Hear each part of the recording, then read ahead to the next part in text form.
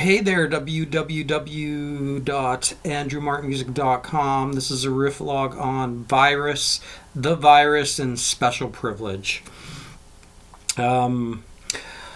This isn't a video about what the virus is, what could be the worst case scenarios of it, or anything about that. What I will say, though, is that on average, 15,000 children die every single day on this earth. 15,000 children. And no government on earth has shut down their economies because of that. So, it's hard to know what's going on here. I think there's way more going on here than a flu virus that kills old people.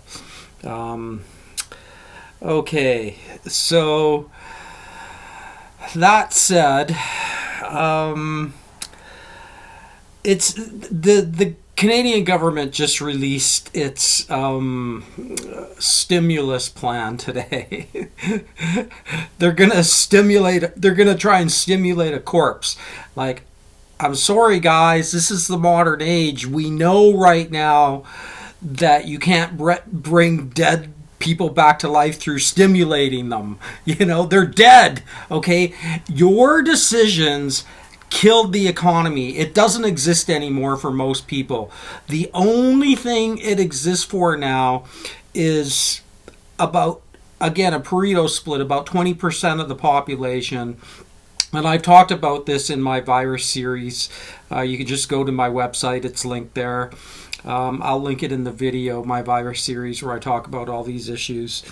And, if you were a part of the winners under this 100-year experiment of neoliberalism, or at least 70 years, thank you, Chicago School, there's 20% of the population that did very well and 1% incredibly well.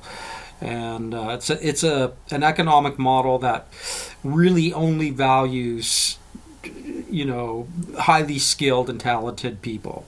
Fine, fair enough.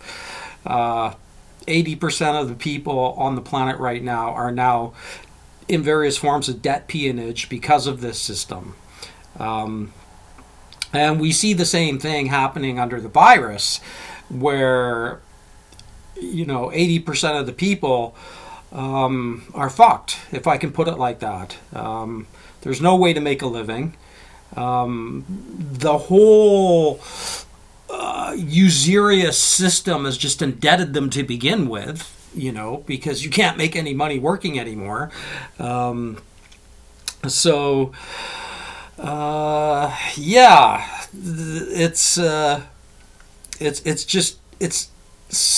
bizarrely surreal. But anyway, that top of the pyramid, that top of the 20 pyramid, this corporate structure, the financial structure that was benefited from neoliberal capitalism or corporate capitalism, they're still drawing income. Okay, they're still able to make a living, so they're okay. It's not that they're not suffering. I mean, everybody's suffering under this. 13-year-old girls who can't socialize the way they used to are suffering. 19-year-old boys are suffering because they can't go out and party and do what they do on Friday night. There's everybody suffering here, but there's different degrees of suffering.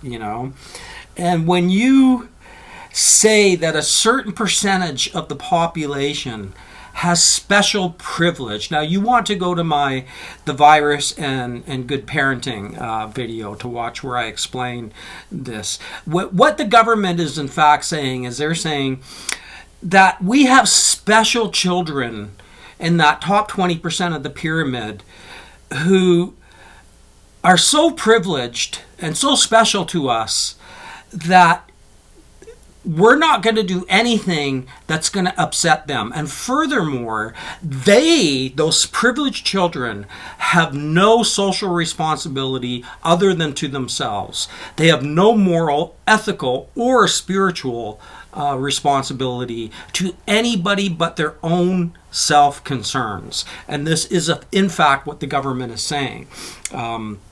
So you have masses of people that can no longer draw income, but the rent seekers want their rent on time. You have a mortgage to pay and you no longer have income, but the mortgage broker still wants his payment on time. Auto loans, it doesn't matter what it is, internet connections, TV contracts, all of it, all these types of rent seeking are being given a privileged position within this emergency. The government is saying, we can't touch them. We have to allow them to draw their normal income as nothing's wrong. There's no reason why you can't pay your bill to these people, and it's morally and ethically absurd. But this is what they're doing. This is the freak clown world we live in now. I've read a comment today, and the geyser, I don't know who he is, but at minimum, everybody that has an ounce of common sense right now knows, at minimum, this is a 3-month emergency at minimum. It's probably 3 years if it ever recovers at all. And I want to touch on that point. Try to remind myself, touch on that point. But at a minimum, this is 3 months now. Nobody in their right mind who's going through this thinks anything else. So these special privileged children, you got to find a way to just say, you're not getting it. It's a 3-month moratorium on everything. You don't have to pay your rent. You don't have to meet this mortgage bill, right? You suspend all interest payments because the favorite child are the credit card companies. And, we could never ask them to show any kind of moral or ethical consideration for the greater good of civilization. No, we couldn't have that. So this is a separate issue than a jubilee or a debt amnesty. This is just saying for 3 months, just suspend all of it. And if this is a real health emergency, then and I'm willing to concede that it is. I'm not that much of a conspiracy theorist in that regard. Then at least let's just say, okay, everybody has to take a hit here, and there's no special children, okay, and make it painful for everybody and not just 80% of the people, while you still protect that 20% distribution that did well under this usurious system, of corporate capitalism and its Ponzi schemes and its nepotism and its unmerited wealth. We won't even touch that. But so at a minimum, just call a timeout on all the debts for now. I'm not saying to wipe them out, but just, you get a letter in the mail, okay, your next payment is due in June or whatever, 3 months from now. And it's all just put on hold. That's the moral thing to do. That's the ethical thing to do here for the greater good under this particular circumstance. So at any rate, this isn't going away. And that's the point I wanted to touch on. Is the idea of a social contract. When someone signs a contract under certain conditions, and the conditions are broken, totally destroyed, and likely by the very people who offered you the deal, but we won't go into that little nasty bit of assertion, then I don't see that there's any ethical or moral or spiritual culpability on the part of the people who are getting screwed by this, who, if the system says, if you sign with the expectation that there's an actual system of markets in place where you can meet the agreement, that's one thing.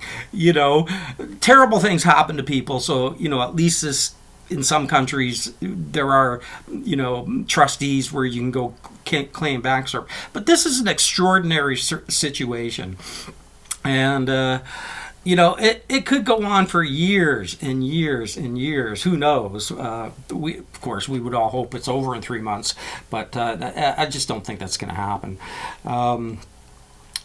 So you have the situation where the social contract has been ripped out of all these creditor-debtor agreements. It's gone. And why anybody thinks that there's an obligation on the part of the people who sign these deals, they're in la la land. They really are. As far as when it comes to ethics and morals. Now, they're also sick and toxic, and in my opinion, they're economic predators.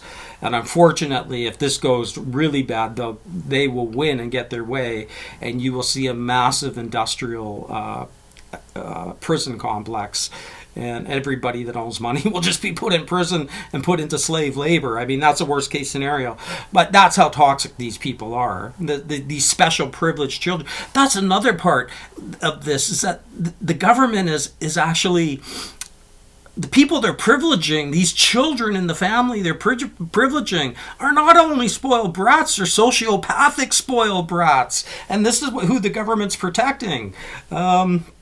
So anyway, when you sign these agreements under certain conditions, and the conditions are wiped out, I just don't see that there's any moral or ethical. They can't use that argument against you. So say that you have $2,000 in debt every month that you've agreed to sign for over the last 5 years. And the outcome of this in 18 months, say sort of reasonably set it out, that the credit system, as far as allowing you to take that $2,000 worth of debt on, you wouldn't have got it unless you say you made $6,000 a month consistently, right? And what's likely going to happen here is in 18 months, that $6,000 that you could make under the time when you agreed to these contracts, you're lucky to be making $2,000. Now you have $2,000 in debt, and the new world economy is only going to allow you to make $2,000 instead of $6,000.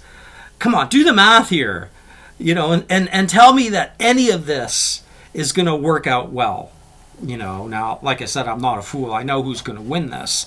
Sociopaths, an in-group of sociopaths are always going to win against a large group of hobbits. At any rate, I think that's all I need to say on this one. I mean, this is so extraordinarily bizarre.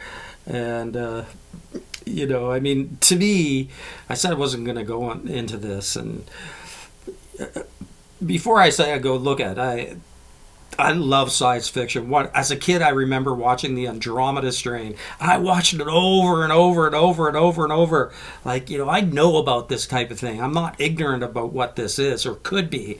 I know about the Red Queen, but this wasn't it. I don't think. Like, there's just way more going on here than a virus that kills old people, as far as the reactions that have happened. Like, they just want stopped the economy worldwide. Oh, double face palm. I hate hacks like Stefan Molyneux, but don't hate him. But just use that figuratively. But even I can feel for Stefan on this one. Double face bomb. Okay, at www.andrewmarkmusic.com. This is a riff vlog on the virus, and all the little special brothers and sisters who have privileged access to being protected by our toxic mom and dad and government. Peace out.